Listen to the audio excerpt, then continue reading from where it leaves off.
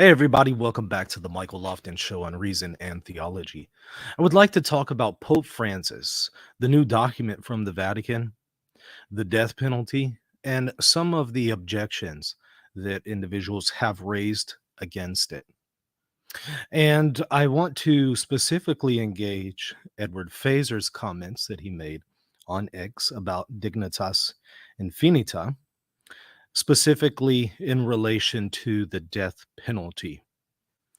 Let me share my screen so that you can see the objection that is being made to this magisterial document.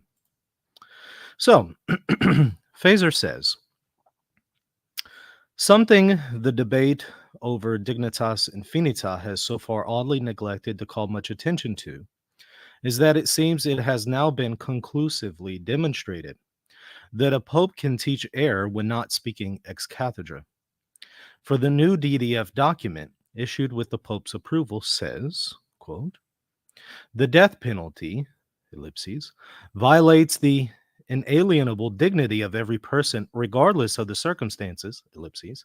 The firm rejection of the death penalty shows to what extent it is possible to recognize the inalienable dignity of every human being and to accept that he or she has a place in this universe. If I do not deny that dignity to the worst of criminals, I will not deny it to anyone. He notes, by contrast, in Evangelium Vitae, even Pope John Paul II taught, quote, punishment, ellipses, ought not go to the extreme of executing the offender except in cases of absolute necessity. In other words, when it would not be possible otherwise to defend society. Today, however, as a result of steady improvements in the organization of the penal system, such cases are very rare, if not practically non-existent. He says, in the original version of the Catechism promulgated by John Paul II stated, the traditional teaching of the Church has acknowledged as well-founded the right and duty of the legitimate public authority to punish malefactors by means of penalties commensurate with the gravity of the crime, not excluding in cases of extreme gravity the death penalty. So here, Feser concludes, in short, John Paul II, like Scripture and like every previous pope who spoke on the matter, held that some circumstances can justify capital punishment, whereas Pope Francis, he claims, teaches that no circumstances can ever justify capital punishment. Now, the distinction that I'm going to present to you that I think is key here that doesn't seem to be made is one that I brought up when I initially reviewed the document Dignitas Infinita. I read through the section on the death penalty and I made the following distinction that I think Feser has failed to make here. And that is, there is a difference between whether something violates one's dignity in all circumstances versus whether there are circumstances where one is permitted to violate one's dignity. Let me repeat that. There's a difference between whether something violates one's dignity in all circumstances versus whether there are circumstances where one is permitted to violate one's dignity.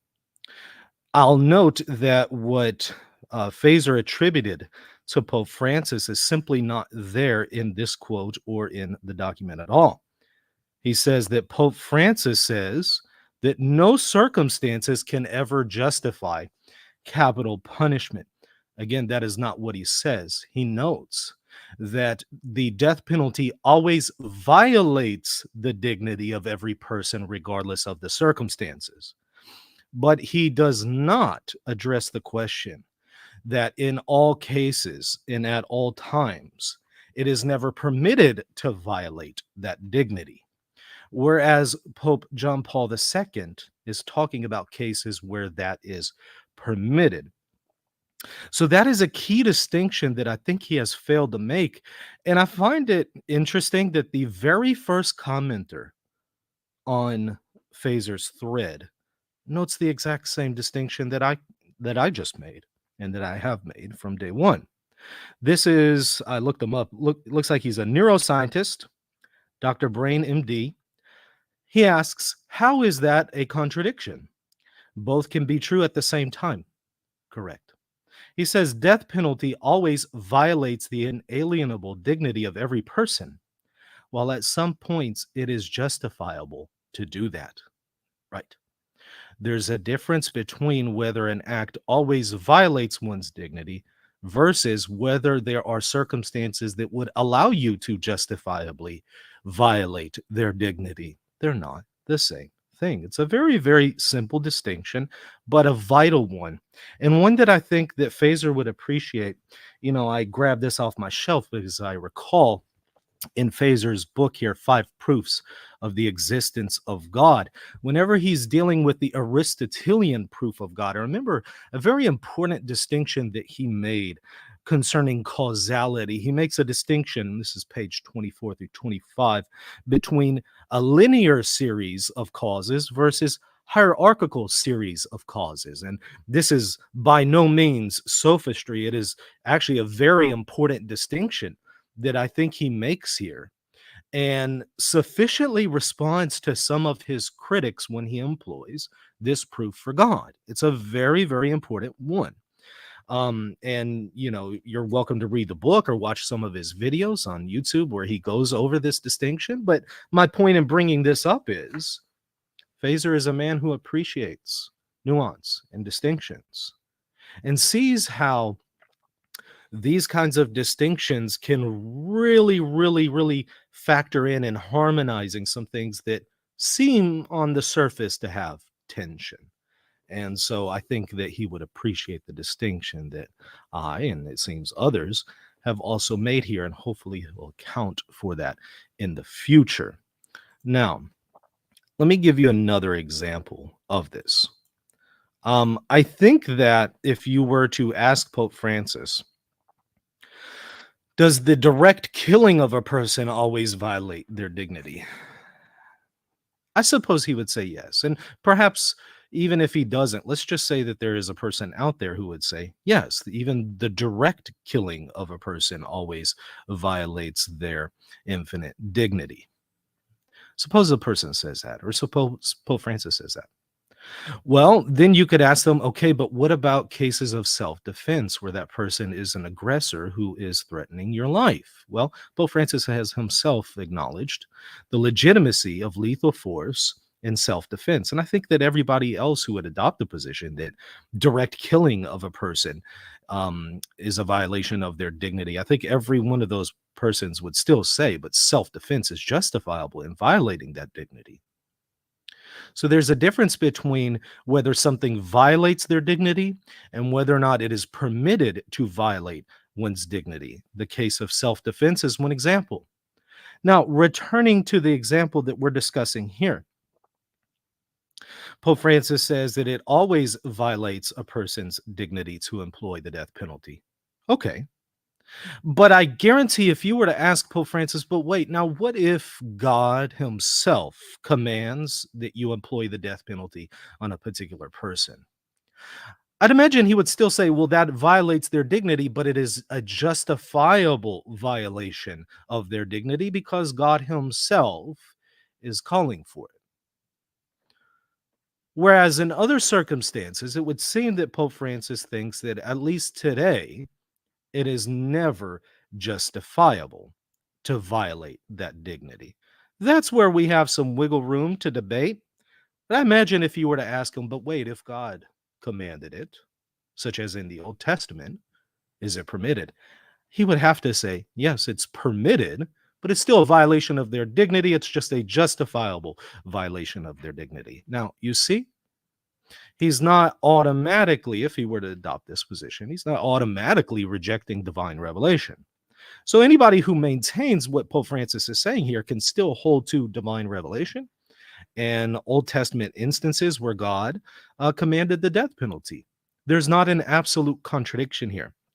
Though Feser in this tweet or in this post posits that there is an absolute contradiction. Let me read the rest of the tweet to you.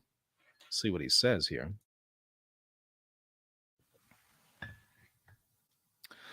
He says, you can say that Pope Francis is right, but then you are committed to saying that John Paul II and every previous pope who spoke on the matter erred. Well, that doesn't logically follow because of the distinctions that I just made. Or you can say that all previous popes are right and that Francis has erred. Also doesn't logically follow because of the distinctions just made. Either way, you are logically committed to holding that some pope or other erred. Again, this does not logically follow. One is not logically committed to one of these positions because of the distinction that I just made, the difference between something always violating their dignity versus circumstances that would allow you to violate their dignity. He says this does not contradict the doctrine of papal infallibility because the new DDF document is not ex cathedra definition, as Cardinal Fernandez has confirmed. What it does refute is the view of those who argue that all papal teaching on faith and morals is infallible, and the view of those who hold that even if not all such teaching is infallible, no pope has actually taught error. Neither follow because this wasn't an error. This is reconcilable with what we saw doctrinally in the past for the reasons I just mentioned. And I'll point this out. This is a point that Feser has made often. He has been corrected on it, but for some reason he continues to put this forward. He notes that there are people out there that believe all papal teachings on matters of faith and morals are infallible. In fact, I don't know of one such person. I do know some people that he claims hold to this perspective, Emmett O'Regan being one. In his article where he attempted to respond to Emmett O'Regan, this is how he understood O'Regan. But if you ask Emmett O'Regan directly, hey, is this your position? He says, no, Feser misunderstood me.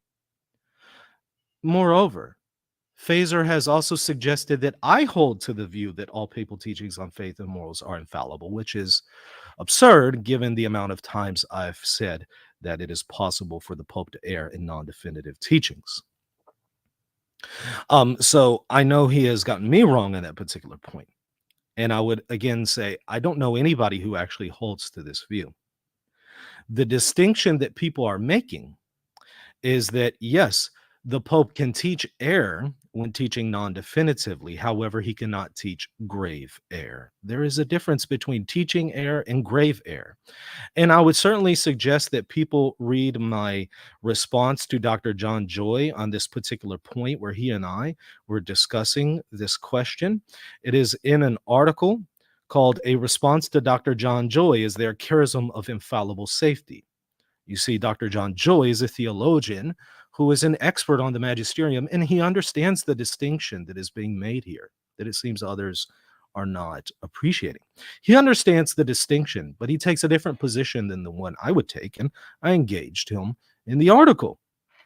So certainly check it out. But the point is, I don't know anybody who actually holds this view. So this seems like a misunderstanding on Feser's part. He says, again, this latest development shows that some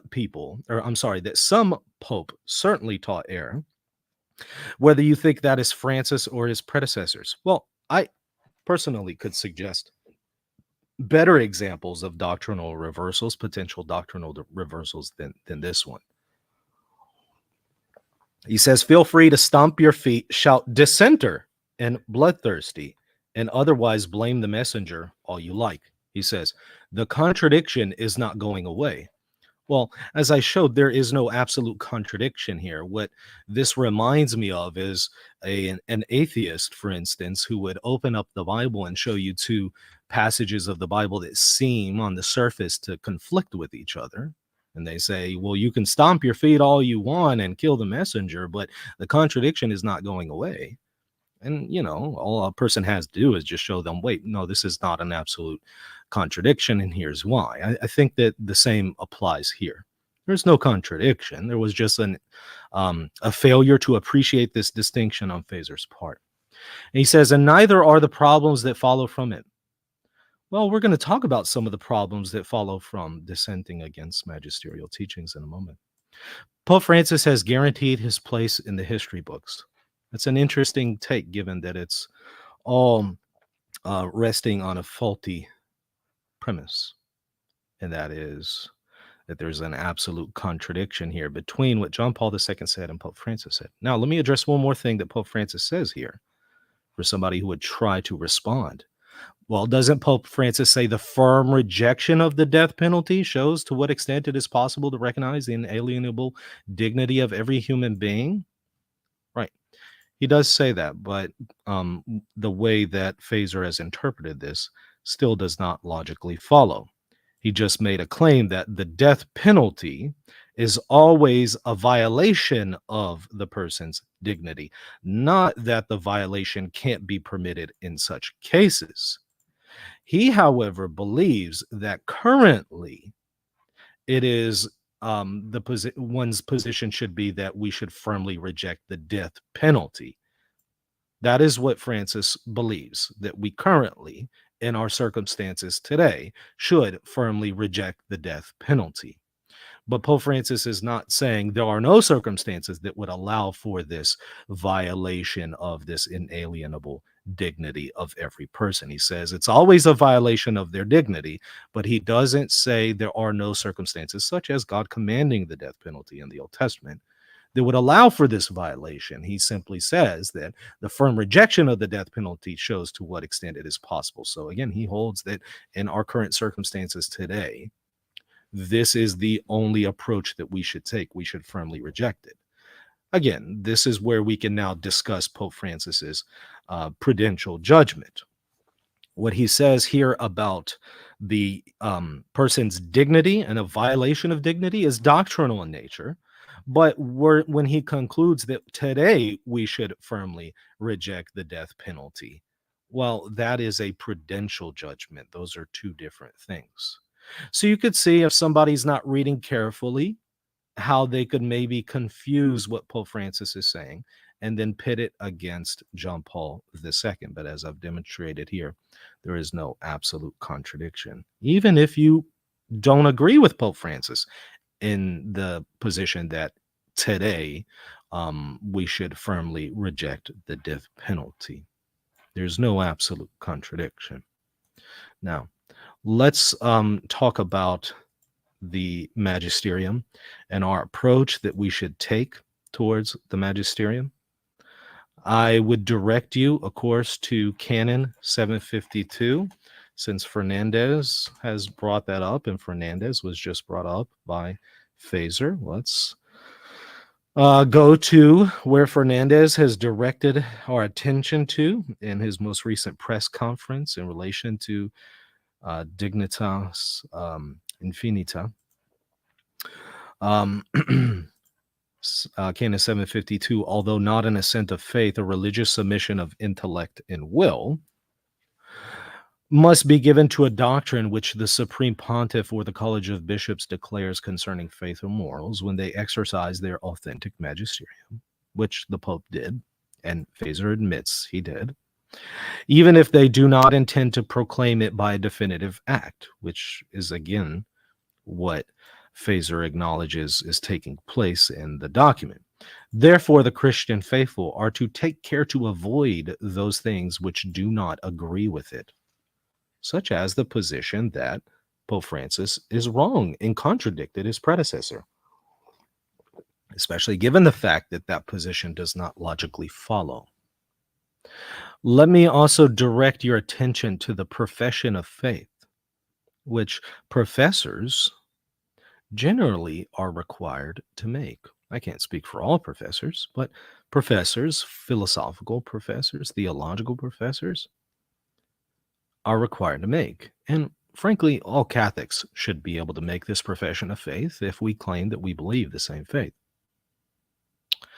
It says, moreover, I adhere with religious submission of intellect and will to the teachings which either the Roman Pontiff or the College of Bishops enunciate when they exercise their authentic magisterium, even if they do not intend to proclaim these teachings by a definitive act. That's important. And as I've pointed out many times in other streams on the question of public dissent, multiple popes have absolutely forbidden public dissent. Not only multiple popes, even in the preconciliar era, but also most recently, Donum veritatis.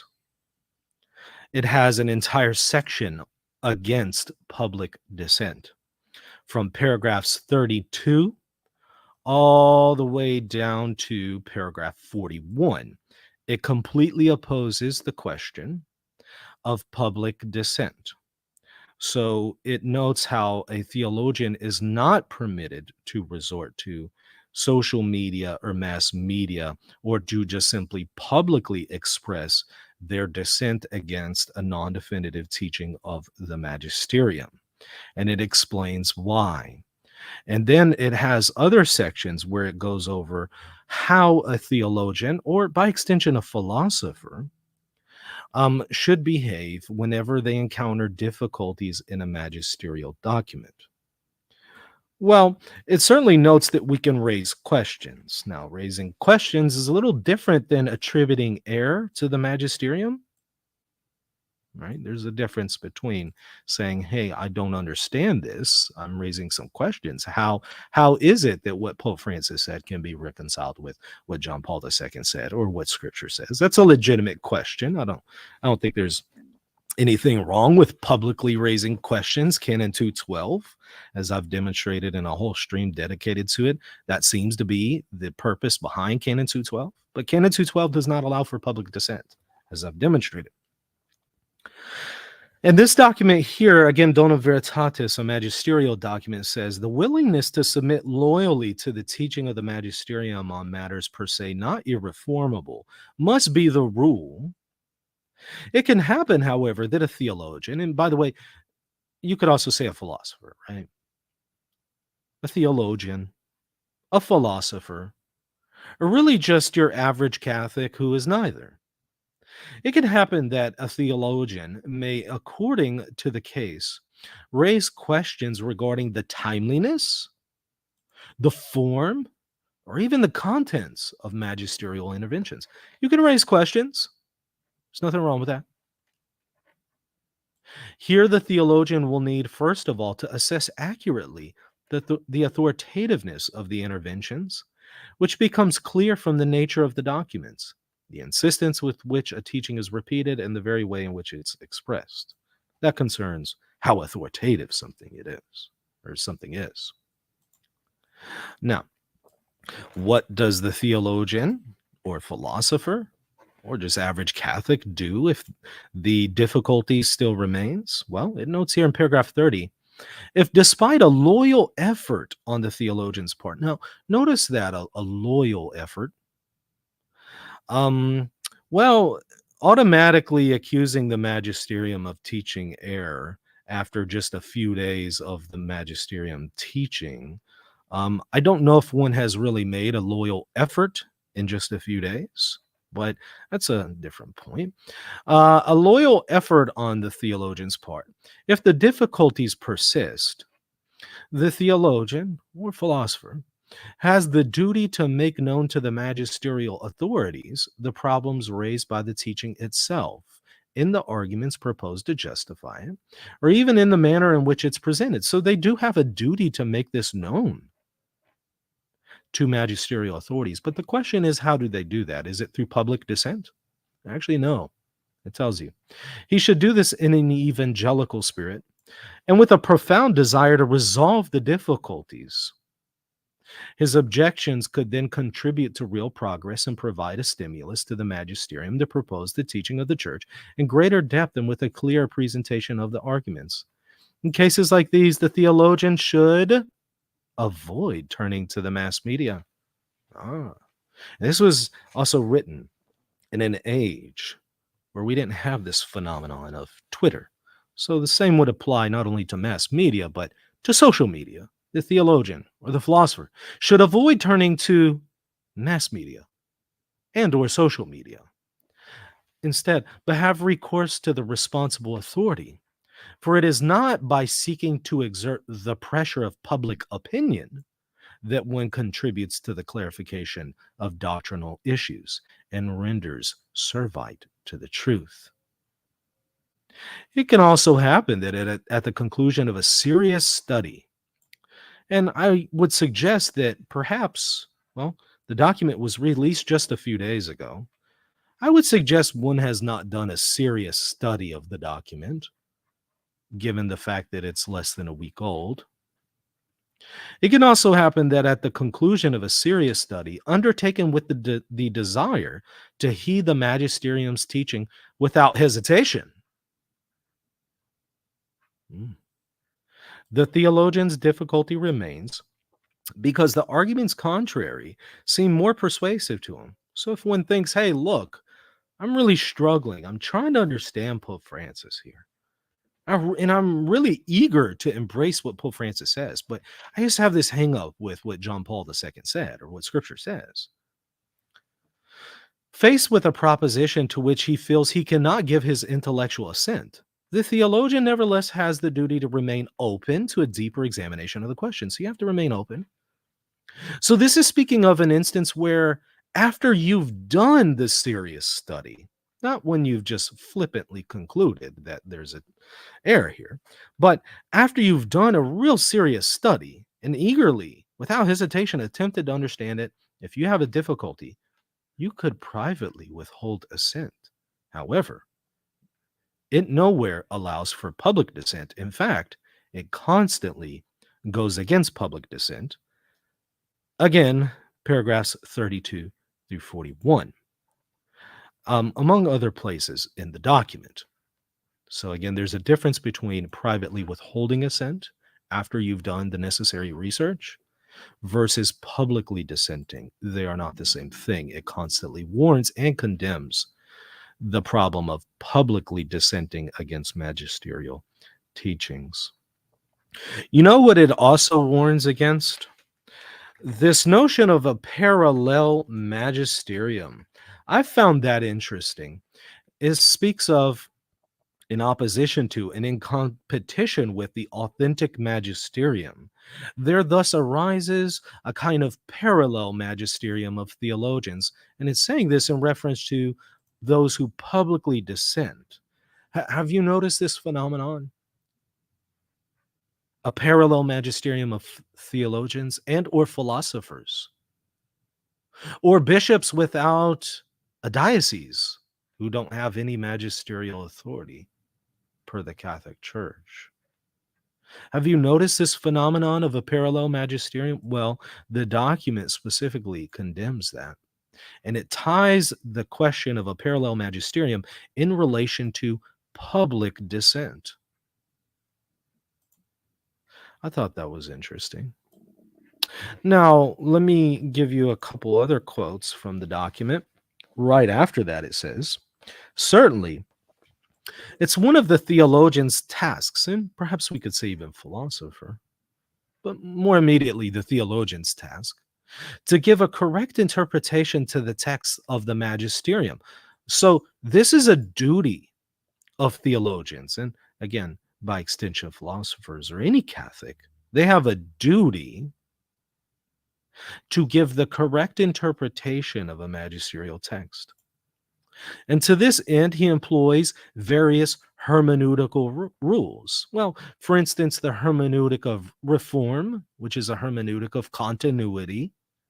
So it would be the ability to look at what Pope Francis has said in Dignitas Infinita, right here, and then take a look at Evangelium Vitae by John Paul II, and it would be the ability to harmonize those things.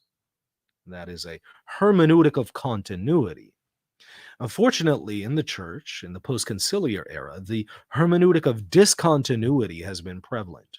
People who try to pit something that the magisterium has taught versus something else the magisterium has taught. They try to pit them against each other and claim that there's an absolute contradiction here. Something that has fascinated me to no end. This is what my doctoral dissertation is on. I found it to be the most fascinating phenomenon.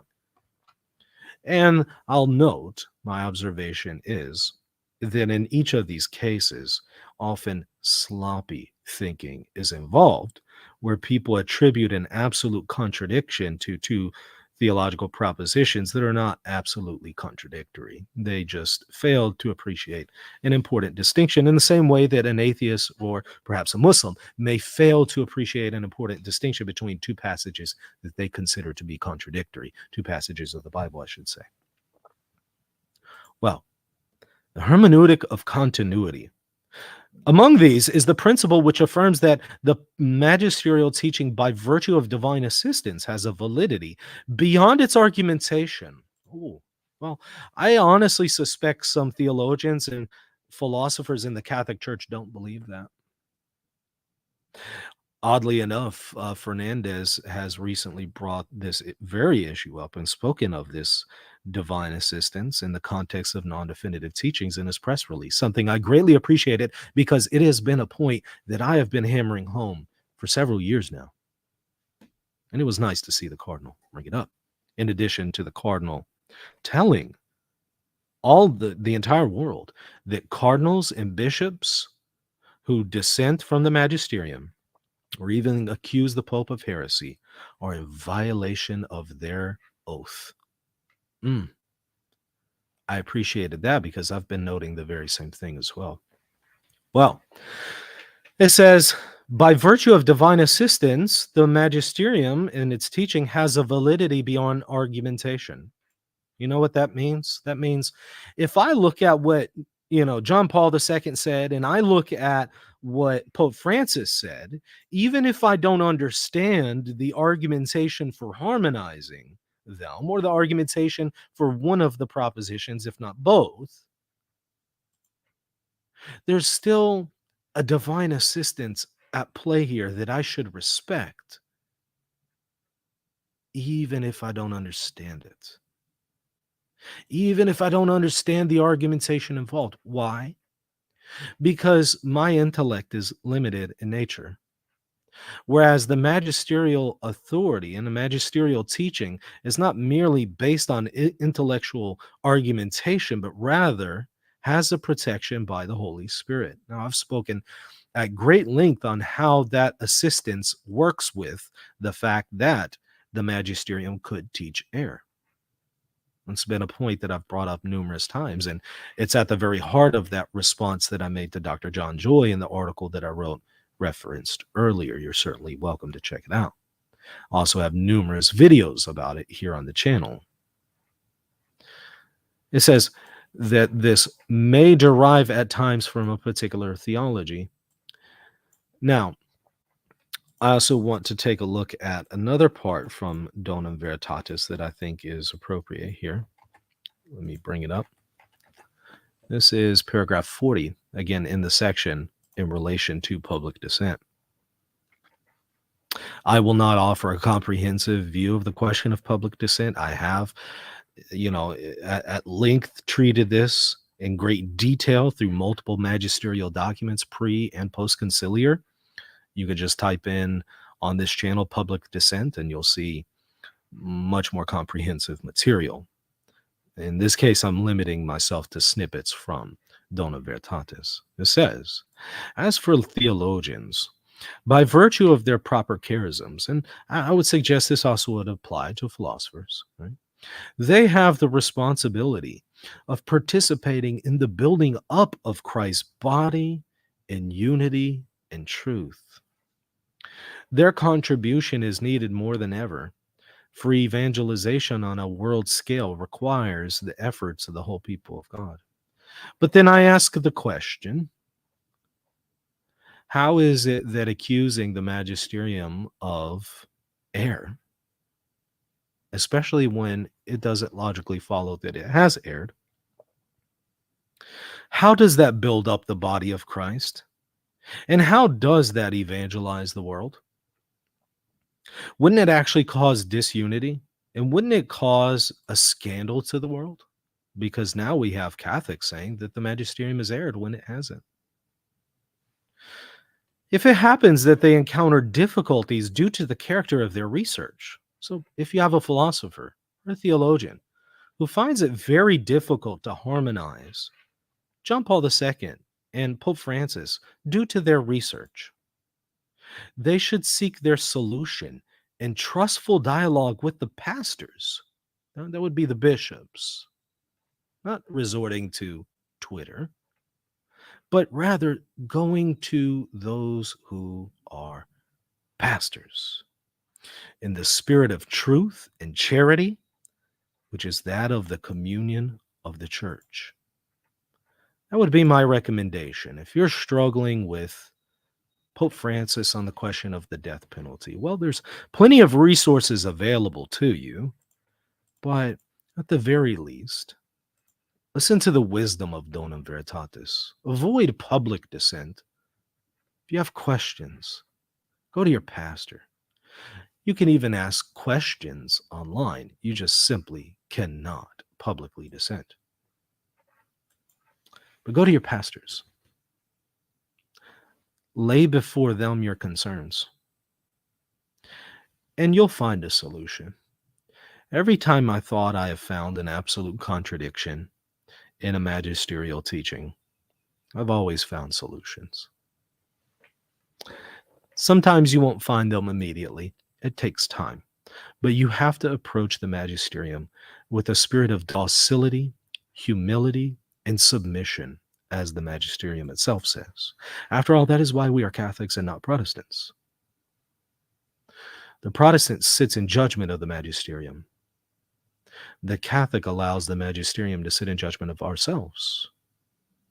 And our conscience has to conform to the magisterium, not the other way around. This is at the heart of the difference between a Catholic approach to the magisterium versus a Protestant approach. And I'll say this. Again, if a document was just released by the magisterium, and automatically our disposition is to immediately jump on Twitter and speak about how it is in error, whether it's on the question of whether or not man has infinite dignity, which I am amazed that anybody would question, because they're literally arguing the case that man has limited dignity. That has very consequential implications, not only in morality, but also Christology. Just think through that for a moment. I'm amazed that anybody would even question this. Not only that, but you had people who immediately, like Feser, immediately said, no pope has ever taught that man has infinite dignity. I thought it was interesting that a person immediately responded to them and gave them multiple quotes from John Paul II, who explicitly spoke of man's infinite dignity. But if the document was just released and we're automatically scrutinizing it and looking for something to ding and attributing error to it, have we really done our duties as described by Donum veritatis? Have we really done that? Or are we perhaps disobeying what the magisterium has outlined for us and how we should approach these things? I would just suggest that we seriously consider that before rushing to Twitter, before rushing to YouTube. Anytime a magisterial document comes out, if you have difficulties with it, that's understandable. Totally get it. I frankly think that no matter what magisterial document you'll read, pre or post conciliar, you'll find something that's difficult in it. It's just the way things are. So if you have a difficulty, that's fine. You can raise questions, ask questions. But to immediately rush to social media to accuse the magisterium of error, do we really have a Catholic disposition towards the magisterium at that point? Or are we approaching the magisterium with a non-Catholic disposition? I would seriously suggest that we consider that. Well, that's pretty much it. I hope y'all found this helpful. If you did, hit the like button and the subscribe button. Share this with your friends on social media that may be confused. Perhaps people who have been told that the magisterium is contradicting itself. Well, send this to them. Maybe it'll help them. And perhaps others can offer other solutions to harmonize John Paul II and Pope Francis. That's fine. If you don't agree with my solution, okay, come up with a better one. But the point is, you should be looking for solutions, not looking for contradictions, as I've demonstrated per Donum veritatis. So if you have a better solution, I'd be happy to hear it. If not, at least attempt to engage my solution. All right, again, share this with people that you know are being confused by people who have a large platform, people who have a great name in Catholicism. Perhaps they've done great work and research elsewhere, and people still see them as really strong figures because of the work they've done elsewhere. And then they kind of get outside of their area of expertise and begin to comment on things confidently. And people generally can't tell the difference between when a person's speaking, within their expertise versus outside of it. Case in point, look at how people treat Bart Ehrman when Bart Ehrman speaks about things outside of his expertise. Well, if there's people out there who have, seen very prominent figures in the Catholic Church saying these very disturbing things, I imagine that's causing some confusion for them. Well, please share this video or others that harmonize the difficulties that they're currently observing. Share something with them to help build their faith rather than tear their faith down. Again, hit that like button and especially the subscribe button if you want to see more people be reached with the content of this channel. All right, we'll see you later. God bless. Hey friends, do you want others to discover why the Catholic Church is the church that Jesus established? And do you want to help people make sense of all the confusion in the Catholic Church today? Help contribute to this mission by supporting Reason and Theology at patreon.com/Reason and Theology. By doing so, you'll also get access to exclusive content for patrons only. Also, if you want to deepen your faith, there are free ebooks and even courses that you can sign up for by visiting reason.podia.com. Have you ever heard someone say that Pope Francis denied the existence of hell, or Pope Francis worshipped an idol in the Vatican gardens? There are many claims that have been made about Pope Francis for over a decade, and many of them are inaccurate. I've set the record straight in my free ebook called Top 10 Lies About Pope Francis Exposed. Get your free copy today by visiting reason.podia.com.